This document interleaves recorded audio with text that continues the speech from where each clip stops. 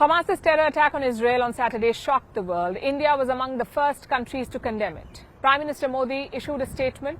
He said, and I quote, "Deeply shocked by the news of terrorist attacks in Israel. Our thoughts and prayers are with the innocent victims and their families. We stand in solidarity with Israel at this difficult hour." Israel has thanked India for this support. We are heartfelt from the huge support we got from India, from the Prime Minister, through a few ministers who called me, businessmen, civil servants, just people from the street. Our social media is full of people who are showing their support, and we appreciate it. We appreciate it very strongly. I'll tell you why. Because India, first of all, is a very important country in the world. But secondly, India comes from a position of a country who knows terrorism. Hashtag India stands with Israel is trending. What do you think explains the strong support from India? India and Israel are more than 4,000 kilometers apart, but they're united in their experience. They share a long and painful history of fighting terrorism. Indians are all too familiar with the pain that the ordinary Israeli is feeling today. Our right to peaceful existence has been threatened time and again by the depraved actions of our neighbor. So India understands Israel's pain and plight. But beyond the unmitigated humanitarian tragedy is the geopolitics. What's at stake for India in this conflict? To answer that, we must understand history. In 1950, India announced its recognition of Israel. It was one of the last non-Muslim states to recognize Israel.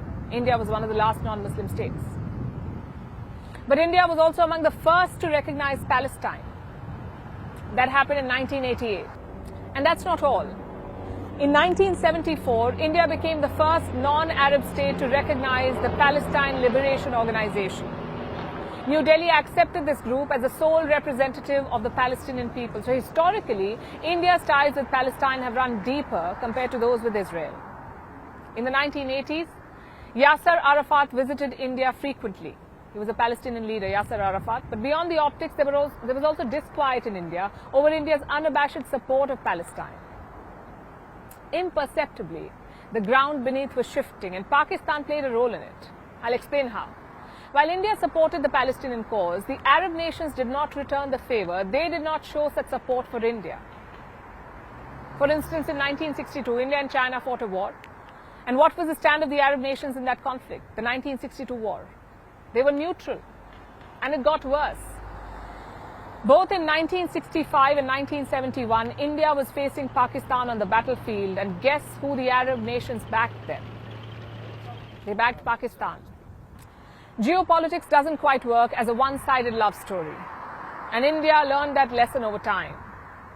Do you know what Israel did in the meantime? It helped India.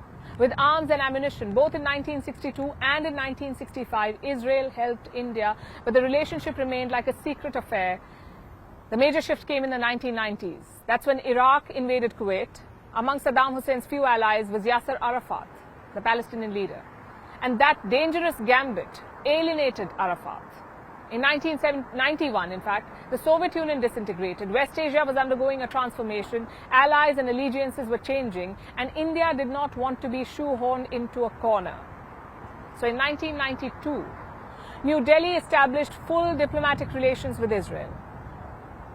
And over the years, the ties have become stronger. In fact, we told you about this on Saturday. Let's reiterate some of the numbers. Today, India is Israel's 7th largest trade partner, and Israel is India's 3rd largest defense partner. Defense, diamonds, and drip irrigation dominate the bilateral ties. And this has come in handy for India, especially during the Kargil war. That was in 1999. India issued an SOS. It needed help, and Israel responded. It supplied India with target bombs, and this proved to be crucial in India's victory. Then in 2014, the Narendra Modi government came to power. Ties with Israel came into focus. In 2017, Prime Minister Modi visited Israel, the first Indian Prime Minister to do so, and he did not go to Palestine then. And this was a major shift on India's part. Modi de-hyphenated Israel and Palestine. His personal equation with the Israeli leader has been much talked about. From the beach walk to the kite flying to spinning Gandhi's charkha, they've done it all. 1 year later, in 2018, Prime Minister Modi did make a trip to Palestine, and this time around, he did not visit Israel. So the message from India was clear. India had not abandoned the relationship with Palestine. It had merely recalibrated it.